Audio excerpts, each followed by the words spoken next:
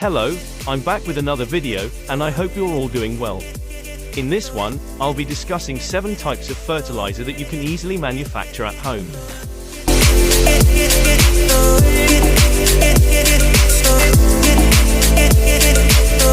Want to feed your plants but not spend too much?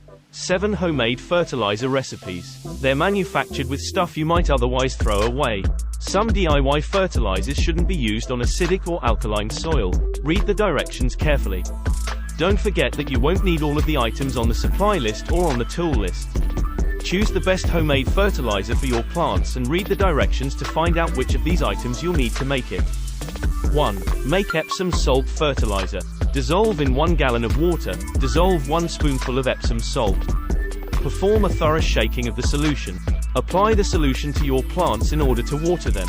They should be irrigated with this solution once a month while they are in their growing phase.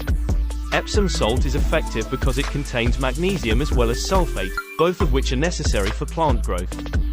Try applying it to houseplants, roses, peppers, tomatoes, and potatoes. All of these are plants that enjoy the presence of magnesium. When it comes to fertilizer, a little can go a very long way. Make careful to use the appropriate dose for the size of the plant. 2. Try coffee ground fertilizer. Prepare a baking sheet by lining it with newspaper. Place your used coffee grounds on the sheet, and wait for them to become totally dry before removing them. Spread some of the grounds around the base of the plants that thrive in acidic environments. The reason why this works is because spent coffee grounds are loaded with nitrogen, magnesium, and potassium, 3 essential elements for plants. Because of their naturally occurring acidity, you can use them to increase the level of acidity in the soil. This treatment will be beneficial to many different kinds of plants, including blueberries, azaleas, roses, and rhododendrons. Warning: it is easy to add too much ground. Too much acidity is harmful for all plants, including those that thrive in acidic conditions. 3. Use eggshells as fertilizer. Keep the eggshells you collect and let them dry out. To make a powder from the dried shells, simply pulse them in a blender until they reach the desired consistency. The shell powder should be sprinkled around your garden plants. This is effective because calcium carbonate, the primary component of agricultural lime, is frequently found in eggshells. In place of lime, spread this over your garden. 4. Create vinegar fertilizer. White vinegar and water, 1 tablespoon each, can be used instead. Put the mixture to good use by watering your plants. It should be done every 3 months. The acetic acid in vinegar raises the soil pH, making it ideal for acid-loving vegetation. This can be substituted for rose food, fertilizer, and soil acidifiers while growing houseplants. As a helpful hint, you should never use undiluted vinegar as a plant food. Vinegar, when used undiluted, has herbicidal properties. 5. Use fish tank water. Simply keep some of the water from your fish tank before you clean it the next time you need to. When watering any plants, make sure you do so frequently and in large amounts.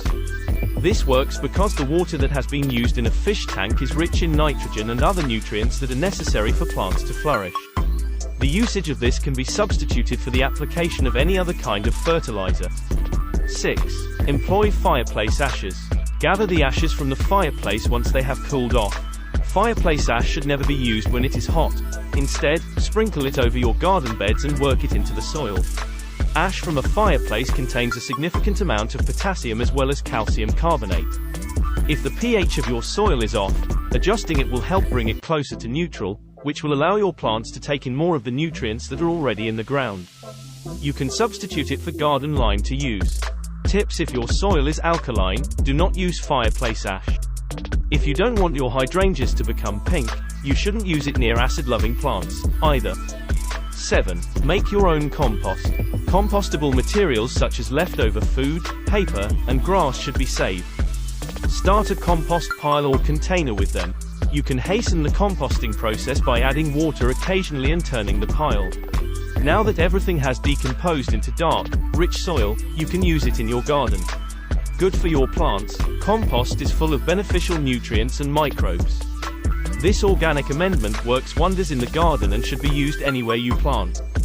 The following are some of the most important advantages of producing your own natural fertilizer. You have complete discretion over the ingredients that go into your fertilizer. It is more cost-effective than purchasing something at a store. Compost that you make at home is better for the environment. This is all I have time for now.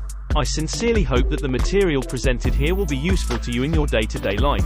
If so, I would appreciate it. If you would please like, subscribe and share.